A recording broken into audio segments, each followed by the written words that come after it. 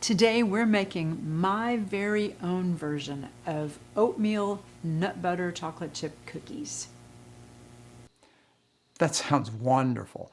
But first, welcome. You're watching Strickland's and Friends, a seasonal whole food plant-based cookbook. Please leave a comment. That makes us feel more like a community. If we're at our best, that's what we'll be. Hi, I'm Carolyn Strickland, and today I am making my very own recipe of oatmeal nut butter chocolate chip cookies. So this is a really forgiving recipe. You can use any nut butter you want to. In fact, you don't even have to use nut butter. You could use tahini, which is a sesame seed butter, basically. So tahini is made out of just organic sesame seeds. This brand is Whole Foods brand of organic tahini, and you could use that. You could use peanut butter, cashew butter, almond butter, any nut butter you want to, or tahini, sesame seed butter, basically. And it also has oats, so that's one thing that doesn't change about it, is it's always going to have the oatmeal. You don't have to use the chocolate chips if you don't want to. You could add things like dried cherries, and that would be really good too. You could add any nuts you want to, walnuts or not walnuts. You could use almonds, you could use pecans. So let's get started. We're going to make the wet ingredients first. So we have 1/3 cup already measured out of the tahini, and you want kind of a runny tahini, real liquidy. So just make sure you're not getting to the bottom of a container. Sometimes tahini can get really dried out. Peanut butter too, and even almond butter can get a little dried out once you get near the bottom of the container. But so if you have a new container, stir it up really well. So if that oil has separated out at the top, just give it a good stir. And then you want kind of runny nut butter, runny tahini, but we're using about 1/3 cup. Okay, that should do it. And then to that bowl, we are adding 2 tablespoons of unsweetened applesauce. You could also use a couple of tablespoons of mashed banana if you prefer, if you don't like apples. Okay, so we have that. And then we're adding a cup, so I would call it a scant cup. What I mean by that is it's not a heaping cup of coconut sugar. So this is a scant cup of coconut sugar. I really like coconut sugar because it's lower on the glycemic index. It doesn't spike your blood sugar as much. We're going to take a fork and whisk all that together. And we're adding 1/3 cup of almond milk. And this is just plain unsweetened almond milk. You could use soy milk. You could use any of your favorite plant milks. If you're going to use coconut milk, I would suggest using the refrigerated kind and not the kind that comes in a can, because that's going to have a little more fat than what this recipe needs. And get that all mixed up. So that's our liquid ingredients. It's just 1/3 cup of your favorite nut butter or seed butter, 2 tablespoons of applesauce or mashed banana, 1 scant cup of coconut sugar, and 1/3 cup of your favorite plant milk. And then once that's all mixed up, we'll just add 1 teaspoon of vanilla extract. And I'm using this kind, vanilla extract. I think this is Frontier Co-op vanilla extract. And we'll get that all mixed up. And then we're going to make the dry ingredients mixed together in a separate bowl. Okay, whoops, I'm dropping my fork in there. Okay, so in a separate bowl, we have 1 cup of whole wheat pastry flour. And this is organic whole wheat pastry flour from Whole Foods. And we have 1/2 teaspoon of salt and 1/2 teaspoon of baking soda.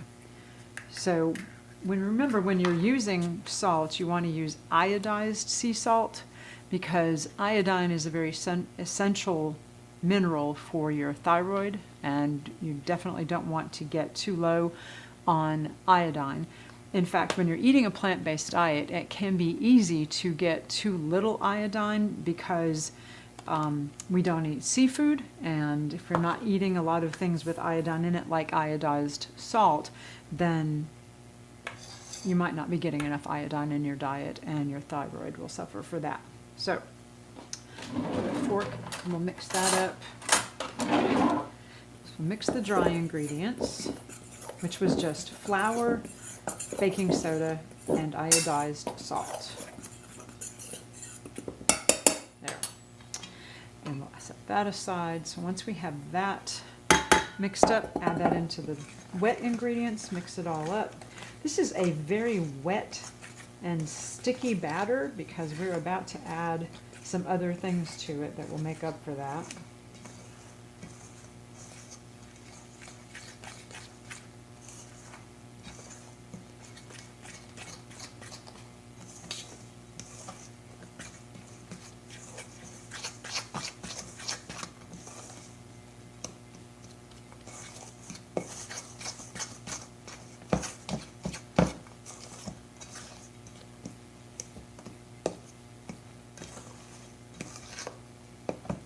There we go.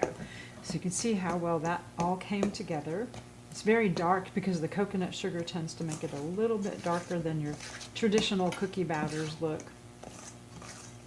And then we're adding 1 cup of whole rolled oats.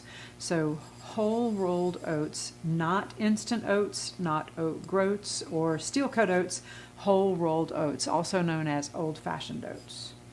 We'll add that in. And a 1/2 cup of walnuts. You could use any other nut you would like to use.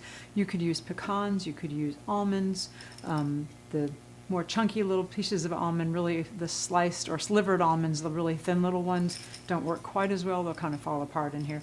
And then a 1/2 cup of chocolate chips. And these are non-dairy chocolate chips. Give that a good stir. This is a very, very sticky recipe.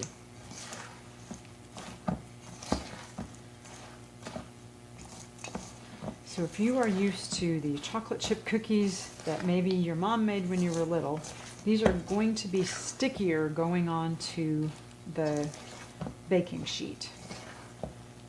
You might need to use a few spoons to get them onto the baking sheet. So tahini is an interesting choice in this cookie because typically we use tahini in things like hummus, but you will not taste the tahini in these cookies. It will not taste like hummus cookies, I promise.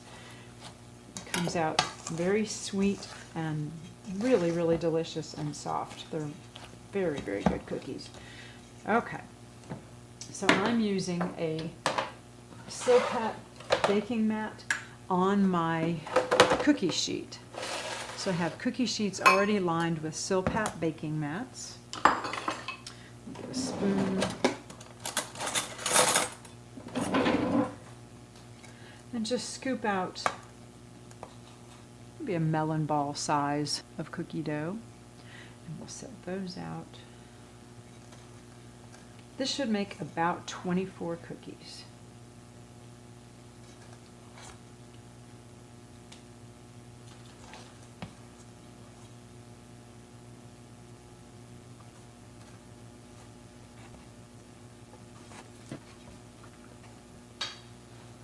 Okay, one tray is finished.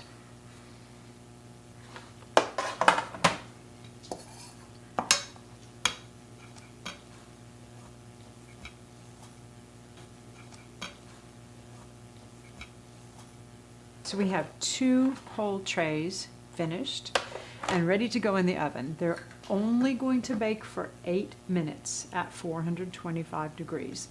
No longer than 8 minutes because they'll get overdone even if they don't look completely done to you yet. 8 minutes. Now if they still seem really gooey in the middle, okay, a minute or 2 more, but be really careful about it because 8 minutes is the basic recipe. and it depends on, I think, how much oil may be in your peanut butter or your tahini. So, you know, but definitely don't go too much longer. And now it's time to put our cookies in the oven. We have 2 trays ready. This is 24 cookies, 425 degrees, 8 minutes. 8 minutes have gone by. The timer has gone off, so I'm going to go get the cookies out.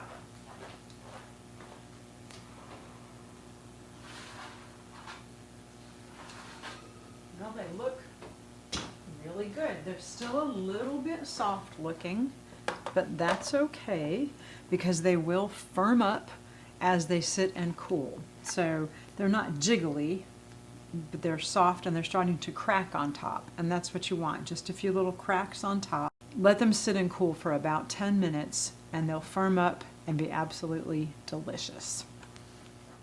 Yeah, thank you for watching. Please subscribe to our channel by clicking our icon at the center of the screen. And turn on notifications so that you can get our videos when the fruits and vegetables featured in that video are in season and at their best. Click at the top left for videos that we have found to be very important. Click at the bottom right to see one of our featured videos. See you next time. Glad to have you on board.